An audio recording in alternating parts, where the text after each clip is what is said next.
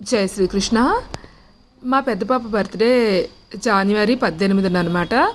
అంటే ముక్కనుమ మరుసటి రోజున నేను డెలివరీ అయ్యాను. అప్పుడు ఈ పాప పుట్టింది. అయితే ఏంటంటే వీళ్ళు ముగ్గురు మా పిల్లలు అనమాట. 2 పాపలు 1 బాబును. అయితే వీళ్ళు ముగ్గురు చిన్నప్పుడు వీళ్ళకి బర్త్డే చేయాలంటే నేను ఒక్కదాన్నే చేయాల్సి వచ్చేది. ఇంట్లో ఎవరు కోఆపరేట్ చేసేవారు కాదు. మా హస్బెండ్ కానీ మా అన్నదమ్ములు కానీ 4 ఉన్నారు అన్నదమ్ములు.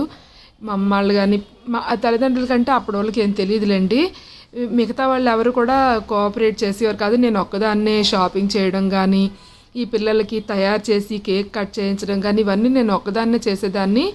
చాలా శ్రమ పడేదాన్ని అనమాట. కష్టమయ్యేది. కానీ నాకు పిల్లలకి ఏ లోటు లేకుండా చూడాలి అన్న ఉద్దేశంతో అంత కష్టమైనా సరే నేను బర్త్డేలు చేసేదాన్ని.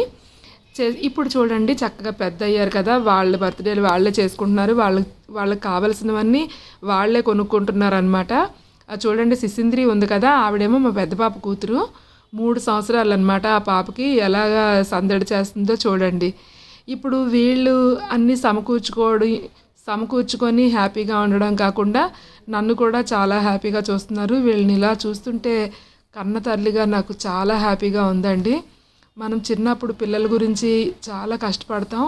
వాళ్ళు పెద్ద అయిన తర్వాత హ్యాపీగా కలిసిమెలిసి తిరుగుతుంటే మనకి చాలా హ్యాపీగా ఉంటుంది అనమాట. మనకు కావాల్సింది అదే. మనకి ఏమీ కోట్లు పెట్టినక్కర్లేదండి, ఏంటి మనకి చేసినక్కర్లేదు. కాకపోతే వాళ్ళందరూ కలిసిమెలిసి హ్యాపీగా ఉంటే మనకు చాలా హ్యాపీగా ఉంటుంది.